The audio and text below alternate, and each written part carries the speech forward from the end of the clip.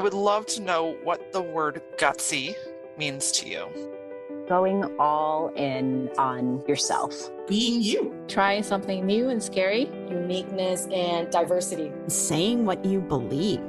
To persevere and keep going. Risk taker, rebel. It's empowerment, to own your circumstance. To give myself permission to want what I want. Creating your own path. Stepping out of your comfort zone. Feeling the fear and doing it anyway. Going after what you want. That moment when I do the true thing instead of the easy thing. Feels like jumping off the cliff and trust that it's going to be okay. Taking the next step without knowing where it's going to take you. I can do anything. It's just about me choosing to do it. Going for it. Taking risk, making the leap outside of your comfort zone. An embodied sense of your power. Like courageous and sassy all in one. Just following what lights you up and where your heart and soul is calling you. Do the thing. Push the boundaries. You can make decisions on your own, and even if you're not sure if the decision is going to work out, you're willing to try. That you are willing to get uncomfortable to pursue the thing that you want. Being you. The moment when I said yes to being an entrepreneur. Making that decision to embark on that journey, step onto the ship, watch the shore disappear, and look toward the horizon and say, this is fucking scary as hell, and I'm so excited to do it.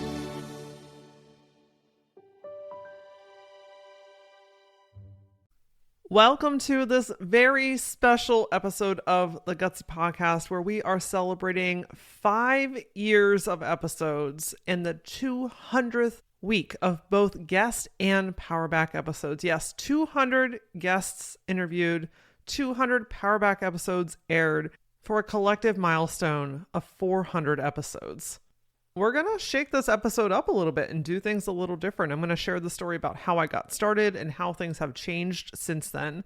I'll share some interesting facts and accomplishments that the podcast and our team have received. I'm going to share with you some of my craziest things that have happened during episodes and some of the funniest shit too. And I'm going to answer some of your questions. I put a poll out to my email list and to my social media following. And I asked, if there was one question that you wish you could ask someone, what would that question be? And I've compiled those questions and we're going to answer them here together.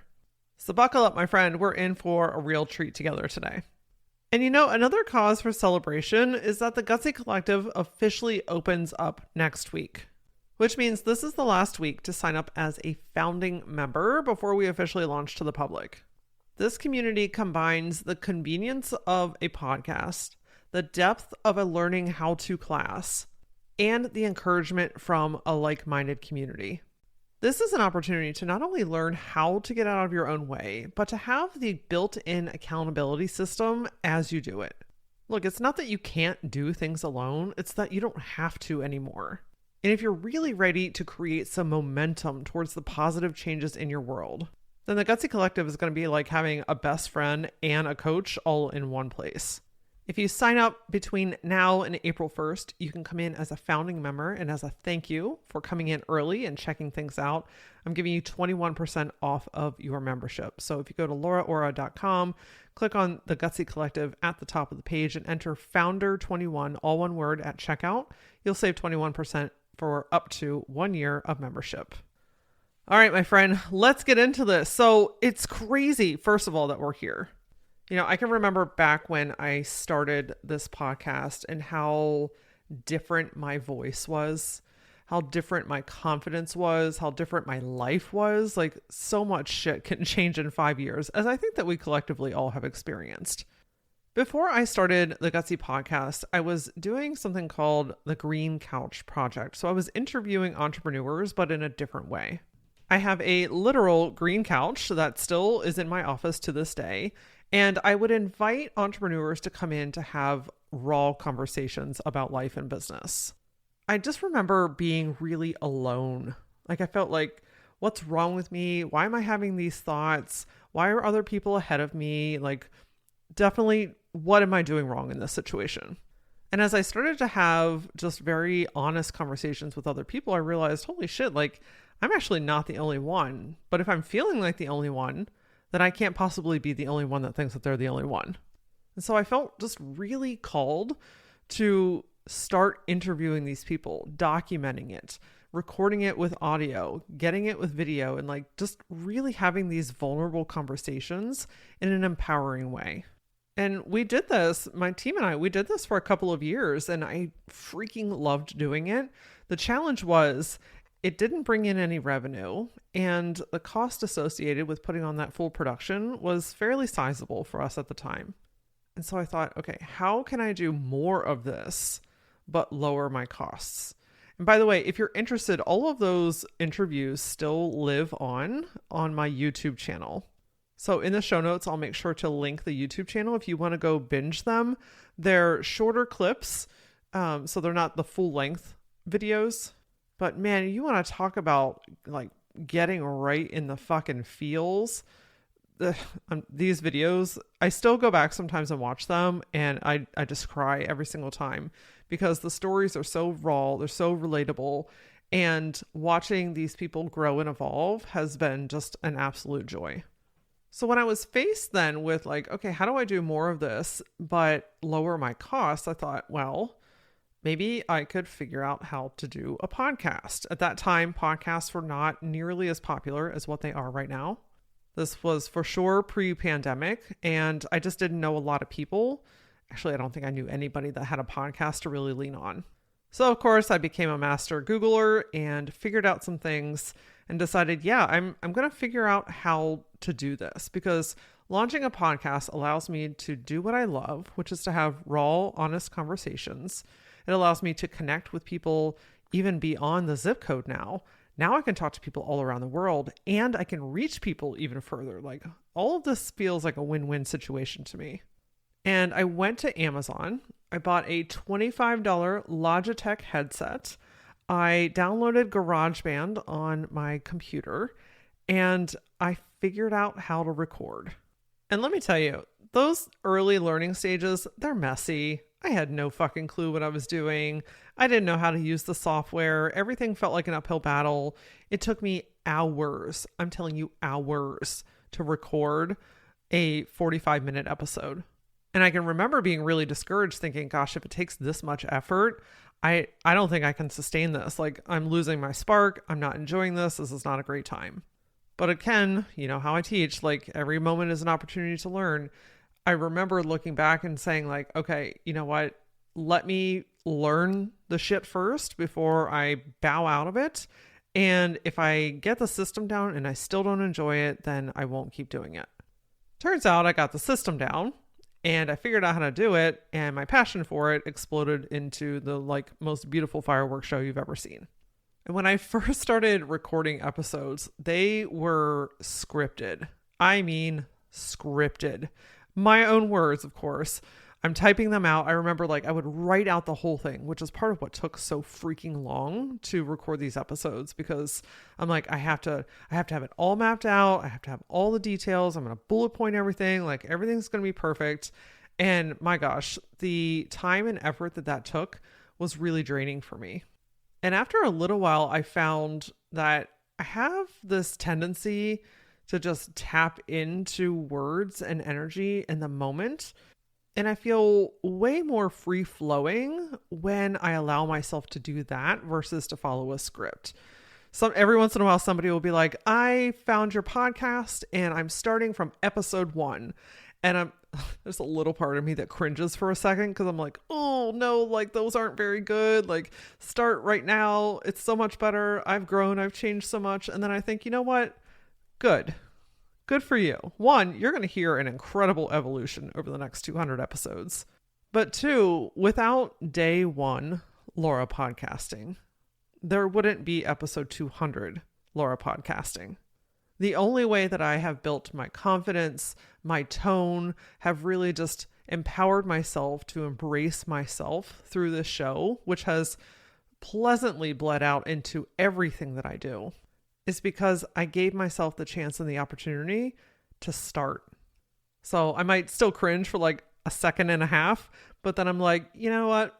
Kudos, Laura, because you did that. You figured it out. And because you stuck with it, because you continued to lean into the discomfort and hear me loud and clear, because you continued to evolve and allow yourself to be you and do things the way that resonate the highest with you. This is why we're able to record episode 200. This is a big part of why I was able to sell my branding agency. This is where I evolved my voice to become a speaker. I mean, I owe so much to this podcast, which I know is mine, but like, this was really the space that allowed me to work out the kinks, to figure shit out, to take messy action. Through this podcast, I really feel like I have found myself. I have found my purpose in this world. I have found the right season. I have connected with the most incredible people around the world. And I've connected with you. Like, you are here because of all of this. I get to be in your ear as you're taking a walk or driving the kids to school. I get to plant a seed in your brain for you to grow and evolve to be your best version, to build your confidence, to allow yourself to be more of you. This is the space of growth and evolution. When you give yourself that permission to take the messy action, to figure it out, and to trust and lean on yourself, I mean, literally the most incredible things can happen. My entire world has changed in 5 years. Like, nothing is the same, yet everything feels better. My business has changed. My team structure has changed. My home life has changed. I have changed. But all of these things have changed to be the best that they can be in this particular season. They are things that I love and I want. It's all about honoring the want. And that starts with owning what that is in the first place, just so you know. So I thought I would share some fun stats of the podcast with you. The very first episode aired in January of 2019. We had no idea what we were doing, but damn it, we figured it out, and the first episode aired.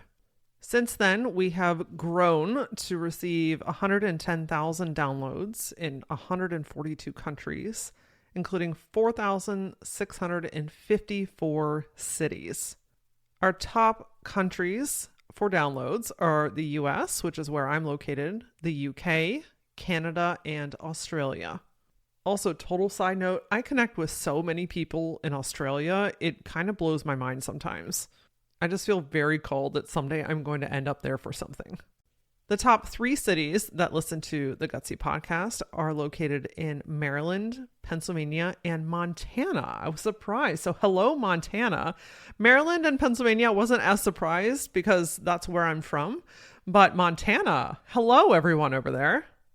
We've also received some pretty amazing accolades that I'm very, very proud of. Like, if I could wear it as a necklace like Flava Flav, I totally would do it, because we've been featured on Amazon Music as a top business podcast to listen to. We made it into the Apple Top 100 under business. We go in and out of that category all the time, all over the world. We've been featured in Wealth Insider Magazine, Yahoo News, and are globally ranked as a top 2% podcast globally by Listen Notes. Top 2%? What the shit? Like, do you know how many fucking podcasts there are out there? To be in the top 2% is, I feel like the 2%, that's the focus of the Flava Flav necklace, because it's incredible. And I think sometimes I'm like, holy shit, like, people have listened to my voice 110,000 times. You know, you're talking to somebody that was never taught that it was safe to use her voice, to be seen or to be heard. And I think that that's one of the things that I'm most proud of through this podcast is that I've really reclaimed my voice, and I'm not afraid to speak up anymore. I'm not afraid to share the truth. I'm not afraid to have hard conversations. I welcome and celebrate vulnerability. And so to know that is also celebrated through you, that's what you love and appreciate as well. And to see it in the top 2% in the world, I mean, I'm going to just say that it's working, and I'm loving it, and I'm loving that you're here. Some interesting facts that you may not know is that my husband, AJ, is our audio editor. We started off with a great crew, Vocal Inc. Productions, and they did a phenomenal job. But as things shifted, we needed to make a change. And my husband learned how to edit podcast episodes for us. And so this man is hearing my voice every single day in surround sound. He hears me in the home office. He hears me around what we're doing. He hears me in his ear as he's editing this podcast. He hears me because he also helps to schedule out my social media content and my reels. So this man hears me all the fucking time, and he keeps showing up, and he is my number one supporter. So I want to say thank you, AJ. I love you so much. Another fun fact, remember that $25 headset that I told you that I bought to start the podcast with? Well, it was like the universe just spoke. The clouds parted and was like, and this is the time. So the day that we found out that we made it into the top 100 list on Apple Podcasts, that headset died. And I just get this vision of like this old wizard, and he's like, I've gotten you this far, and now you must carry forward without me. I'm not really sure why he's a withered old man, but it just makes sense in my head. And so that is the first time that I purchased quote unquote real audio machinery. And it really was a game changer because this setup is phenomenal. If you listened back and you listen to the new ones, you can definitely hear the audio shift. But I think a good message in this too is that you don't have to have the good fancy stuff to start. I mean, I ran this podcast and got it to a top 100 for 4 years on that headset. So you don't have to have all the bells and whistles to get started. You just have to be willing to get started. Now, I thought I would also share with you some weird, crazy, and also hilarious things that have happened behind the scenes. By the way, this week I'm sharing a blooper reel on my Facebook, TikTok, and Instagram accounts as video. You definitely need to go watch that because you see the stupid shit that I do behind the scenes. And I've been doing video for quite some time behind the scenes as well. So we captured it and put it into a funny ass little blooper reel for your viewing pleasure. So kind of a crazy piece. When we went into lockdown in 2020, I, had to change my entire business structure. And at that time, I reabsorbed all of the roles of my company, all of them. And that also included audio editing and preparing show notes and sharing episodes and all that kind of stuff. And so there were a couple of months during 2020 where the episodes got a little thin. And it was primarily because one, Laura was overwhelmed and sad. And two, because I was doing all the things. And it was in that season that I really learned how much I am not an implementer. I am an interviewer. I am a speaker. And that really helped me to learn how to transition and rely on delegation and hiring people that are really great at what they do. And I found an incredible team, Idea Blossoms. Rosa and her team have been on the back end of the podcast ever since then. And they're the ones that make sure that the episodes get to you on time. There are show notes, all the right links are in there. They schedule out the social media. They make sure it gets onto the website. And I'm just so incredibly grateful for everyone on the Idea Blossoms team because they make this shit happen. Because if Laura had to do it, there would be like 3 years worth of audio recorded and never put out into the world. And I've been with them ever since. They're still my team. I love them dearly. Rosa, Mariana, Peppa, to everybody, thank you so much for everything that you do. So one time when I was recording, there was an energy present. Okay.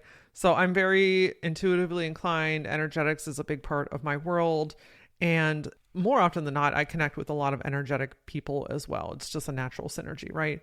And so there was this one episode where she was in another country, so different time zone. So I was recording late at night in my office when I had an office downtown, and she was during the day. And I remember getting on the call and like something felt off, not with her, but just in general. And as we were talking, like everything started going fucking haywire. There was like screeching and scratching and like all these weird sounds. And I got so weirded out that I literally like force quit Zoom and I backed away from my computer. And we came back on and she did some energy clearing and ultimately we were able to shift the space so that we could have the conversation. But it was one of the weirdest fucking moments I've ever had. because it just completely took over.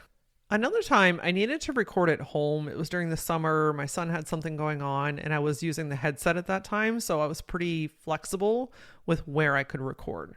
What I did not take into consideration is that it was summertime and everybody and their fucking brother was home. It gets to the time where it's time to record. And wouldn't you know, lo and behold, that everyone starts to mow. The neighbor starts to play basketball. The kids are outside playing. And, it's just the sounds of summer, right? Except when you're trying to record an audio and your mic wants to pick up all of that background noise. Not to mention it's just incredibly distracting. So, to combat the issue, I got my laptop. I took my headset. I got in my closet, shut the door, and recorded the entire episode sitting on the floor. Look, sometimes you gotta make do with the situation that you have, laugh about it, and move on with your life. And speaking of laughing about it, I saved this one for last because it's the best story out of all of them. And that is the time that I was recording with a guest, and I felt that shift in my stomach. You know the shift. You feel that gurgly, you feel like a movement, and it just all of a sudden you're very aware of your asshole. Well, the shift happened in the middle of this conversation, and it was an immediate, if I don't get up, I'm literally going to shit my pants on this interview. So in the middle of her talking, I just got up and ran away. I just ran. I was like, I can't even tell you what's going on because if I don't get up right now, you are literally going to experience me shitting my pants right in front of you. I don't even remember if I muted the fucking computer, to be honest with you. I just had to go and I came back and I'm like, I am really sorry. I am a longtime IBS, celiac, gut issue kind of gal. And for whatever reason, what I ate at lunch was like, fuck you very much. We're not doing this. And it was fine. It turned out fine. We had a really good laugh. She was cracking up. We did poop stories. It was a whole thing. But you know what? I share these stories with you because it's not all about getting in the top this and being listed as that and featured as this. Don't get me wrong. That's an incredible accomplishment. And I'm never going to downplay that because I fucking earned it. Okay. But it's not void of some of this other shit that happens behind the scenes. It's not void of all the times that I could not get my software to work, or my microphone wouldn't connect the right way, or Zoom was glitching and we couldn't get a good connection, or I was sick and I had to put off a couple of weeks of recording because I sounded raspy and gross and I had snot running out of my face. You can truly only achieve those accomplishments in your world with these other moments as well. The road can be bumpy, my friend, but we're all human beings. And it's another reason I share these stories is we're human beings. If we can't laugh about this stuff, if we can't relate to one another about this stuff, then what the fuck are we doing in the first place? I thought it would also be fun to share with you the top 5 guest episodes that we've had on the Gutsy Podcast. I'm going to share the top 5 Powerbacks as well later this week on the 200th Powerback episode. So coming in at number 5 is episode 180, which is Thriving After Narcissistic Abuse with Mariana J. This is a very deep and raw conversation about a very traumatic experience that a lot of people can relate to. So there's definitely a disclaimer in the beginning of this episode. But if this is something that rings true for you, your life, or your experience, this is a really beautiful healing episode about taking the first steps about moving away from that abuse, navigating narcissistic abuse from your family, and what a flourishing and thriving life can look like after you've experienced this. The 4th top downloaded episode is episode 106, which is How to Sell with Love with Finka Jurkovic. This is a business-focused episode for all of my friends who feel like selling is gross. If you're wanting to grow your business, sell things, but also do it from a space that feels good and nurturing, without feeling salesy and gross, then this is a great episode to help you enjoy selling, how to show up authentically to your target audience, and how to embrace who you are so that you can truly make a difference. The 3rd top downloaded episode is episode number 2, all the way back to the beginning, literal beginning. And this was a solo episode called The Top 10 Things That You Should Know Before Starting a Business. This was a compilation of things that I had learned about running a business up until that point. The second most downloaded episode is number 114, which is Prioritizing Health While Running a Business with Shanna Nelson. This is the president of Jazzercise, by the way. And she shared some great tips and recommendations on how to begin your health journey, how to prioritize your health, and to really create that connection between physical and mental health as well, all while running the business. And last but not least, the number one most downloaded episode of all time, of every episode that's listed, is number 59, The Power of Sexual Energy with Jamie Elizabeth Thompson. I think there's just such a hunger to talk about this topic that every time somebody sees the episode, they're like, oh yeah, I'm going to listen to that. She talks about how the power of your sexual energy directly correlates back to your success, your freedom, and your livelihood. And fun fact, if you want to go back, I share one of my favorite climaxing rituals in this episode.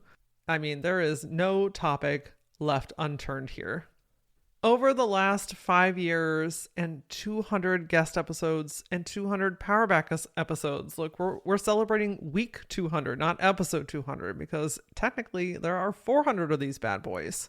But over this time, we have talked about everything from marketing and business, branding and growing your business, to somatic healing, mental health, orgasms, and hypnosis.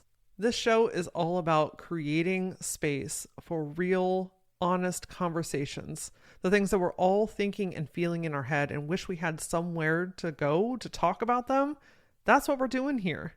We're having the conversations that we're all thinking, which creates the place for you to A, know that you're not alone, but B, help to support, guide, and teach you to know what to do with it. I've always been very intentionally adamant about ensuring that 1, I always keep it real with you. 2, I help you see things from another perspective and to boost your confidence and your motivation. And 3, give you tangible hows. How do I implement this? How do I move forward? What do I do with this information? Look, I can motivate you all fucking day long, but if you don't know what to do with it, it's going to be a firework moment. It's going to go up, it's going to burst, and it's going to be gone. And after this short mid-roll break, we're going to come back and we're going to do some how. I'm going to bring you some answers to questions that listeners, followers, Facebook fans, email subscribers, people have come together and said, hey, these are the questions that I would love to have answered. Can you please freaking help me? That's what we're doing in the second half of this very special episode. I love sharing the space with you on the Gutsy Podcast, but I want to get to know you even further. The Gutsy Collective takes all of the best parts of a podcast and combines it with accountability, community, and support. It's deeper, even more focused content for movement. Each month we have a themed focus so that you know what to do, learn how to do it, and have the built-in accountability system to help keep you moving forward. And did I mention that every month we're also going to do live Q&As? You, me, and everyone else in the community that shows up to get your questions answered. Right now I'm looking for founding members, a handful of people to come in and help me work out the kinks as we gear up for the official launch, which happens on April 1st. If you'd like to be a founding member and you would like to save 21% off of your membership for the first year, go to LauraAura.com, click on the Gutsy Collective at the top of the page, and enter Founder21 at checkout.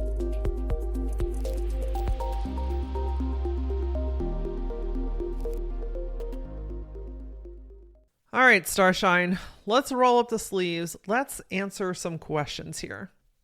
By the way, these are the types of questions that I will be happily answering and guiding you through during our live Q&As inside the Gutsy Collective. I've got 6 questions that I'm happy to answer today. I also want to let you know that I've not had any pre-conversations with these people, that details are always an important factor. So if there's something that resonates, take it. If there's something that doesn't, don't.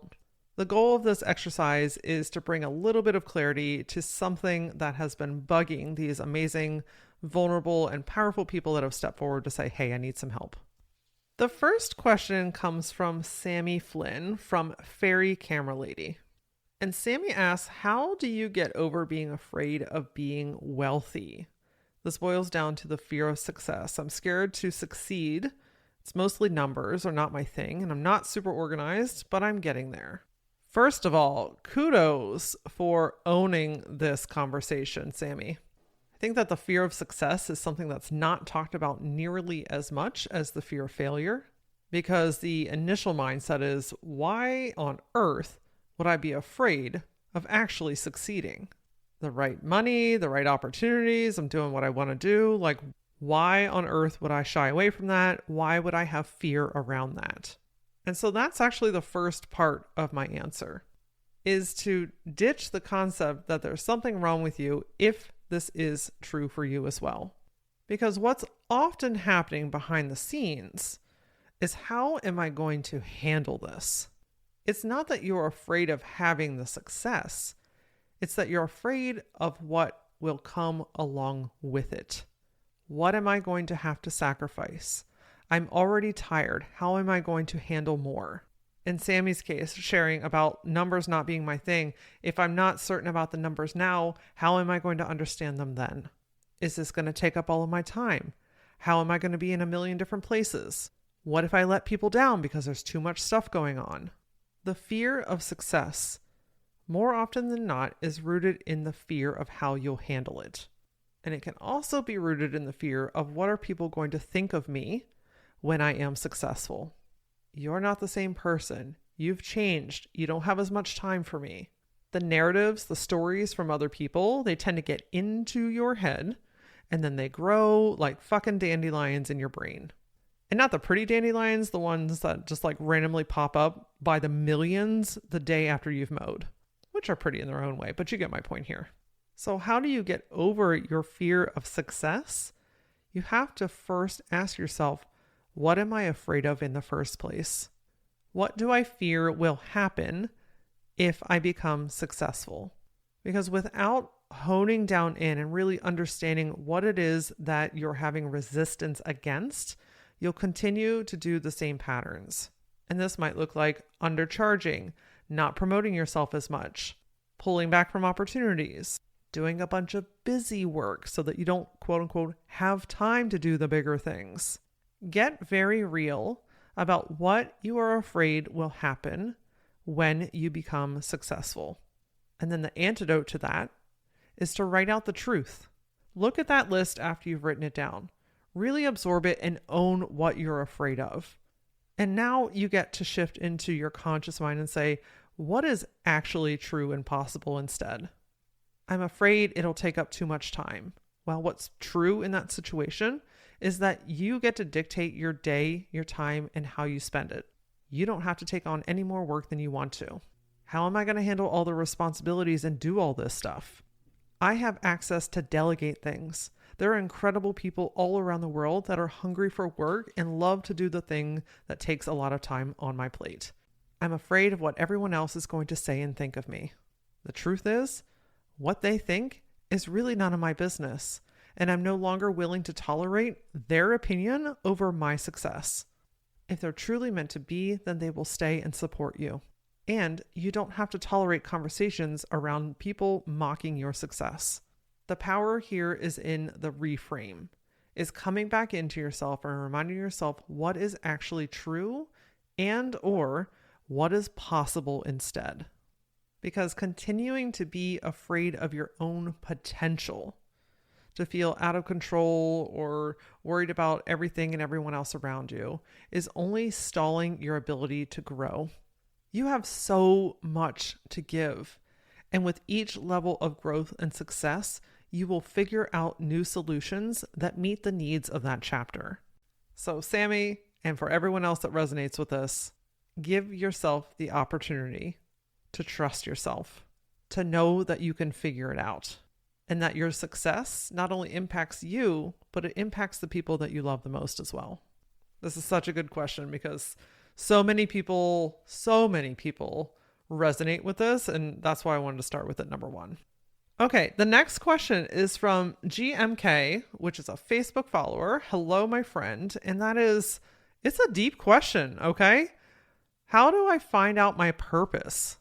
What is my purpose in this world? And when I read that, I was like, well, hot damn summer in the city. Like, this is a deep ass question. And I sat on this for a little while because I'm like, how do you adequately answer this? Look, just because I'm a speaker and a coach doesn't mean I have all the answers immediately. So I did what I know to do best, and that's to tap into higher energy and within myself. And what I want to share with GMK and to all of you listening is that finding out your purpose comes through exploration. You know, there's a million different personality tests, ways that you can evaluate your strengths, your weaknesses, what careers you should go into. And I think that all of those serve a great time and place in our world, but I don't think that they're going to give you the answer of what is my purpose. I believe finding your purpose comes through trial and error, from doing new things, from going on adventures, from allowing yourself to explore what comes up inside of you. If there's an interest that's like peaking for you, giving yourself the chance to go and do it. If there's something that you want to say, a conversation that you want to have, a hobby that you want to pick up, a place that you want to explore, somewhere that you want to volunteer, a job that you want to change into. It's really about allowing yourself to do the things that tug at your soul. I don't think that I could lead a workshop where we sat down with a piece of paper and said, we're going to find your purpose. But I do believe that I could plant some seeds and ask some questions of you to go on a journey to discover this. I think back to when I started my branding agency 16 and a half years ago. I thought that design and branding and creating was my purpose. And what I learned through doing, through growing, through exploring the things that felt interesting to me, I realized that the branding business was actually an enormous stepping stone to guide me to the place where I have discovered my purpose. Running the branding agency led me to work with entrepreneurs. Working with entrepreneurs led me to have an interest in the conversations around, why am I not good enough? Why is this not working? I'm excited about this. Nobody's celebrating with me, right? Those like in the head conversations, which led me to want to interview them, which led to the podcast, which has now led to speaking, coaching, teaching, guiding, and writing. You see, there were stepping stones along the way, but the number one thing that I have always really leaned into is following what feels interesting to me, following what lights me up, following my curiosity. And those stepping stones have guided me to the place where I know that my purpose is to help guide women to do more of the things that they love to do instead of talking themselves out of it. Like, I get so fucking lit up about the work that I do that sometimes I can't even contain the energy in my body. And that's one of the questions that I want to ask you is, what are some of the things that completely light you up? And if you're in a phase where there isn't anything, then it's simply an opportunity to learn what that might be. And that comes through trial and error. It comes through curiosity. It comes through trying different things. I also want to say that I think sometimes we put a lot of weight around this idea that we have to find a purpose. Whereas if we just open it up, let it be a little bit more fluid, enjoy the process, be on a path of discovery, playing with your curiosity, tapping into your inner child, following the things that feel interesting to you. Gosh, doesn't that just seem more fluid and interesting? That's how you find your purpose, by letting go of the need to find your purpose. Follow your curiosity, do the things that light you up, and say yes to more things that make you feel alive. Would you be okay if the question was never answered, what is my purpose? If you were living a life that truly felt electric again. All right, so the next question comes from Chrissy from Facebook, and she had a really great question around how to balance running a business, getting a degree, and also doing fun things that fill her cup that she loves to do as well. And I'm going to be really straightforward here in saying that the concept of balance is complete and utter bullshit. It's a word, it's a concept that has been drilled in our brains to believe that it's something that we have to achieve in order to be good.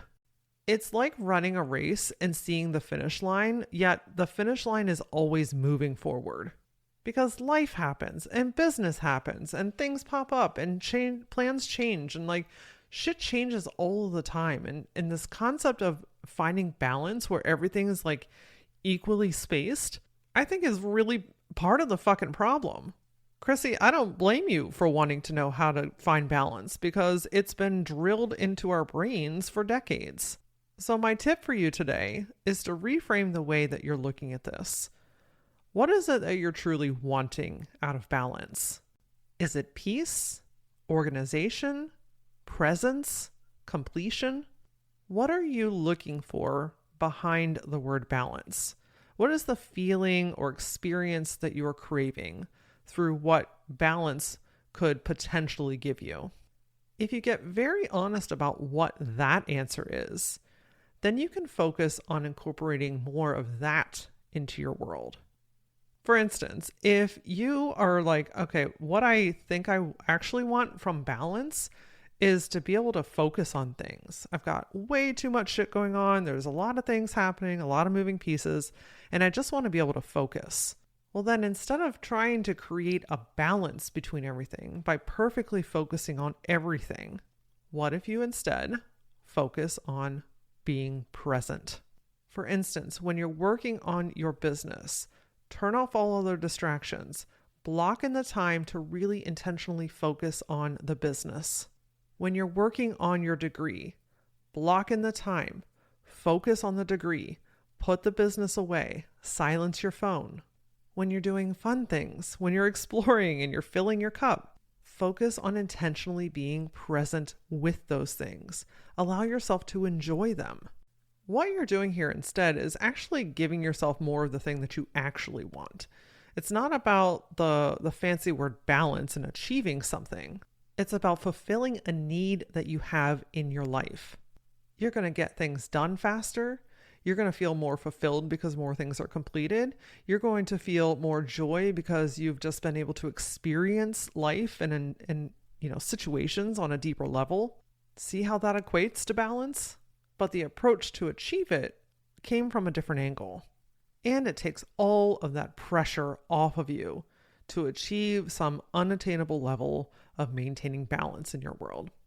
Chrissy, I hope this was helpful and it gave me the idea that this could be a really great monthly focus point inside the Gutsy Collective, because I think this is something that a lot of people struggle with.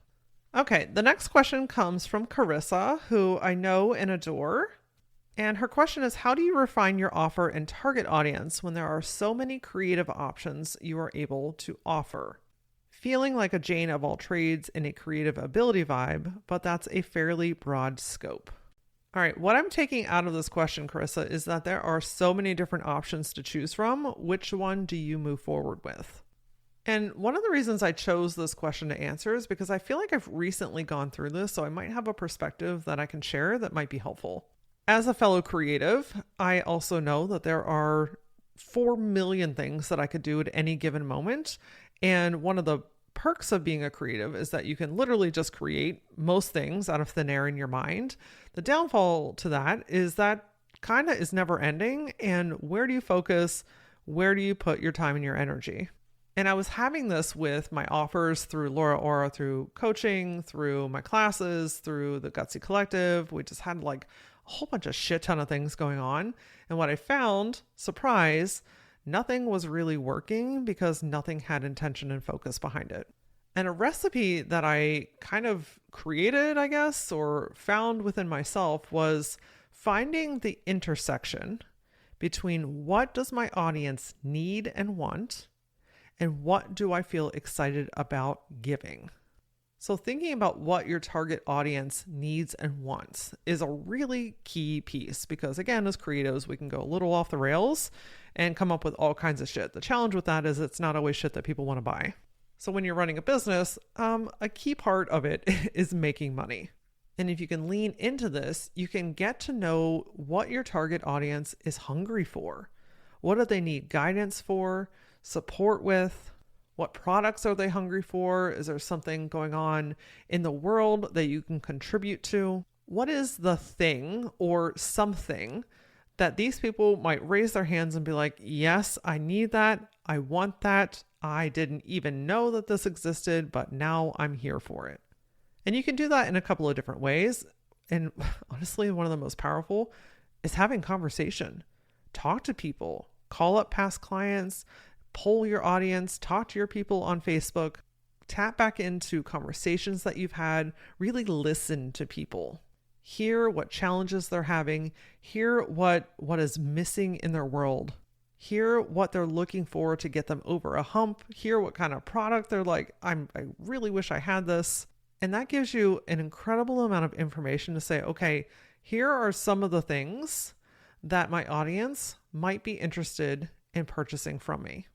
And I'm also going to tell you that it's a trial and error. Like, it just doesn't always hit a home run on the first try. I feel like I've launched, honestly, like 50 things to this point that have not worked, that I'm like, okay, something eventually is going to stick. So don't get too discouraged if it doesn't come full circle with the first round. It takes a little bit of time, especially when you're building a business, to find what that thing is. And then the second part of that is really getting honest about what do you want to do? Because just because your audience wants something doesn't mean that you are the person to deliver it. I've created a lot of offers that I ended up backing myself in a corner with because it exerted my time. I didn't really love the way that it was structured.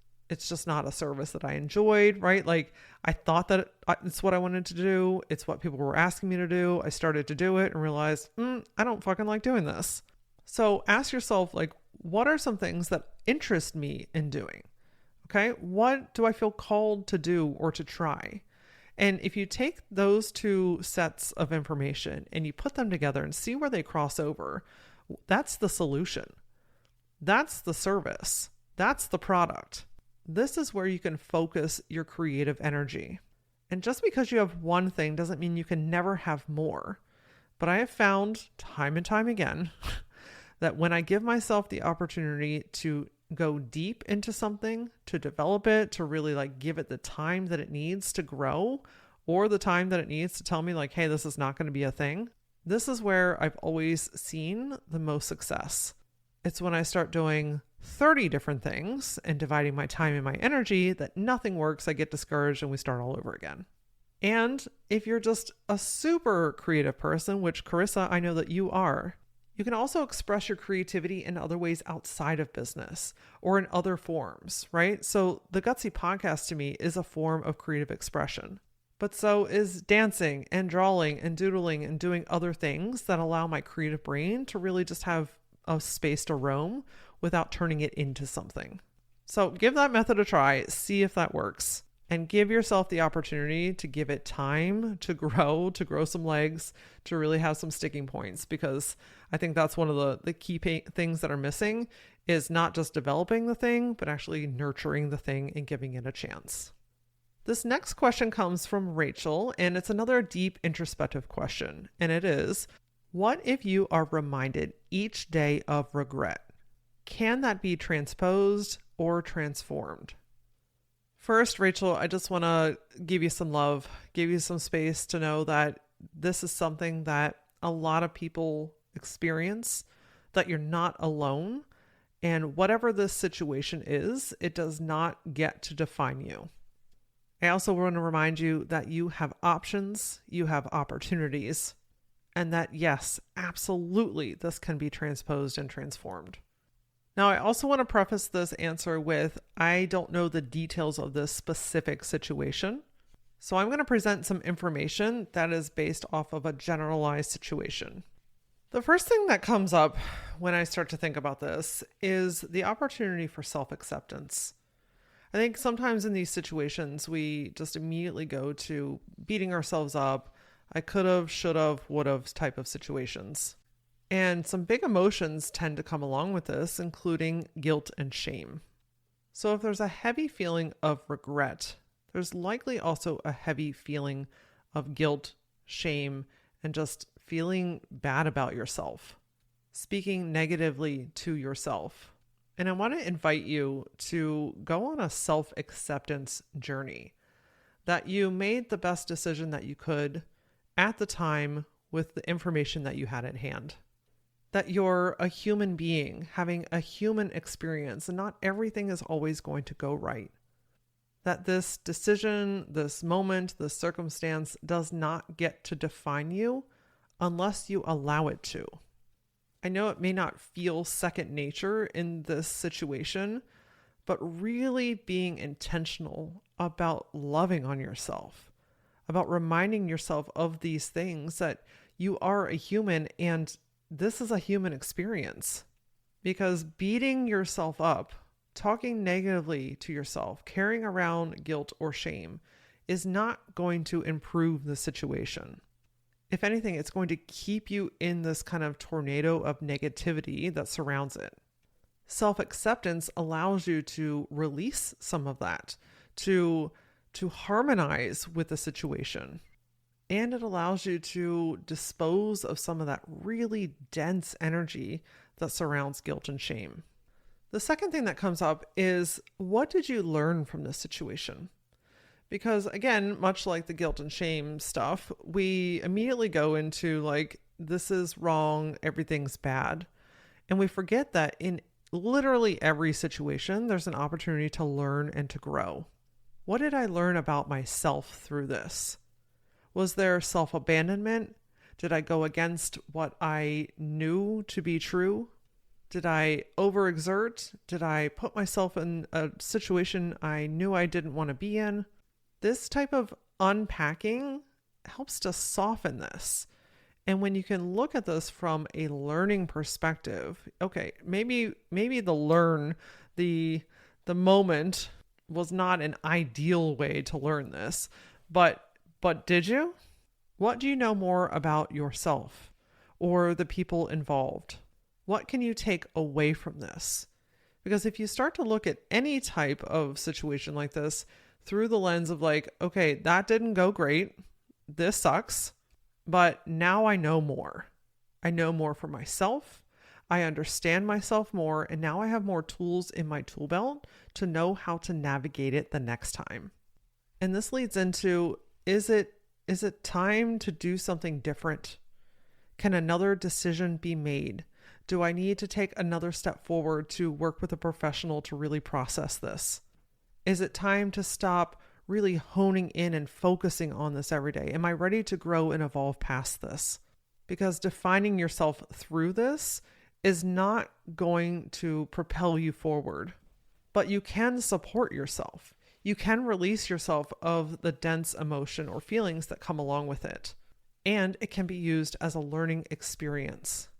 You asked, can this be transposed or transformed?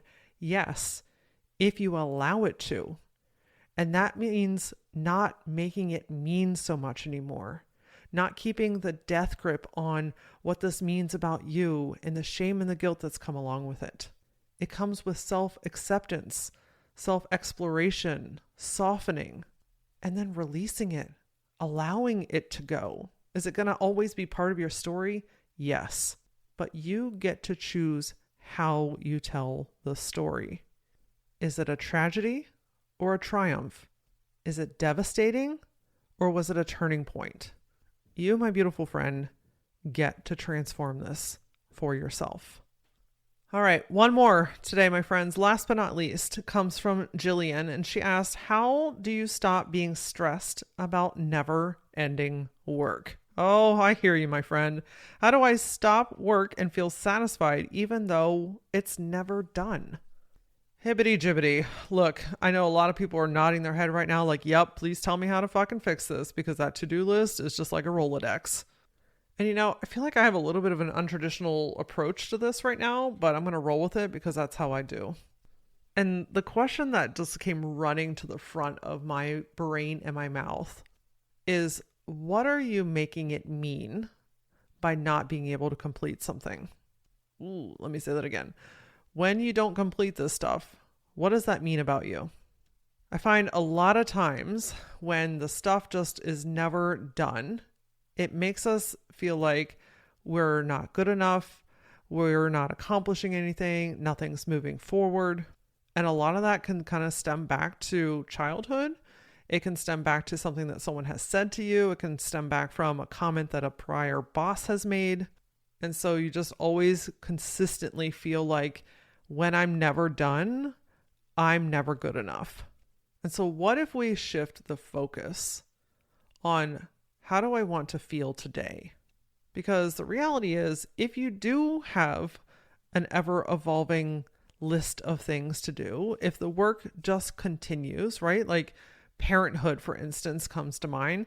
That shit's never done. If you own a business, that shit's never done. But I can choose to focus on giving my best. I can focus on being present. I can focus on not multitasking as much. And I can focus on prioritizing taking care of myself while I'm doing all this stuff. Because look, if your to-do list is just never ending, when are you breaking from it? When are you doing things that make you feel alive and connected again? Are you getting up from your desk and eating food? Are you drinking your water? Have you seen the sunshine today? I'm not sure that the stress comes from the never-ending work, but rather a lack of enjoyment, a lack of nourishment, a lack of connection. And then if we pair that with what am I making that mean about myself, you can see how that can create kind of this like roaring fire in the background. And I want to add one more thing here, honestly, and that is really practicing the art of being okay that it's not done. I would imagine that a lot of the pressure that you're feeling is the pressure to complete. And so what if you started to shift the focus on it's okay that it's not done? This is a rolling part of my life. I'm continuously growing and building. What would happen if it was okay if it just wasn't always done every single day? Is that something that you could invite into your world to create a little bit more space and softness? I would encourage you to unpack a little bit, like, why is it so important to me that it has to be done? What am I making that mean? And where am I needing and craving connection and joy in my life? This one's not quite as much of a straight answer, but it absolutely is an invitation to go inward, to really get to know and understand yourself. You guys have heard me say the word curiosity probably a lot today, and it's really the foundation for getting to know yourself. Get curious about what your questions are. Get curious about the feelings in your body. Get curious about the thoughts in your brain. And do it all without judgment of yourself. This is not an invitation to kick your own ass or to beat yourself up or to call your names or to make it mean something more. It's an opportunity to get to know who you are and what your needs are in this moment. This has been really fun to answer your questions. Maybe this is something that we can do on an ongoing basis.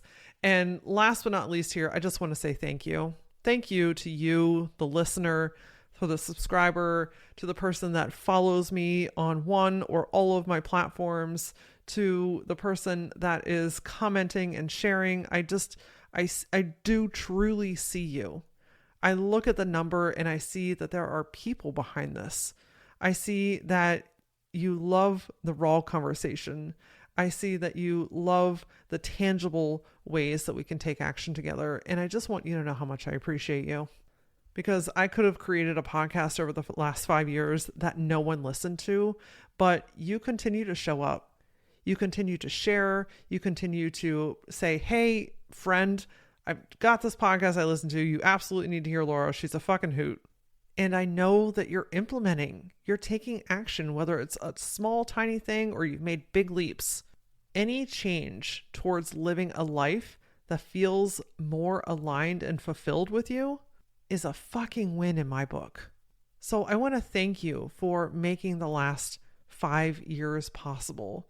I fully intend on continuing to do this. I'm certain that the Gutsy Podcast and what we're doing together is going to continue to grow and evolve.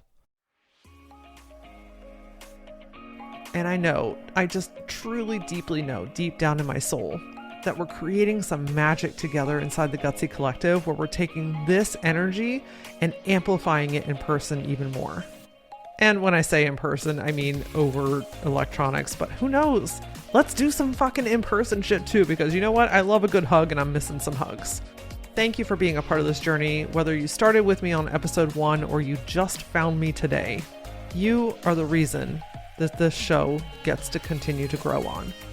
If you have a question of your own that you would love for me to answer, send me a direct message. I'm on Facebook, TikTok, and Instagram. I'm at that LauraAura. And as always, until I see you next time, stay gutsy.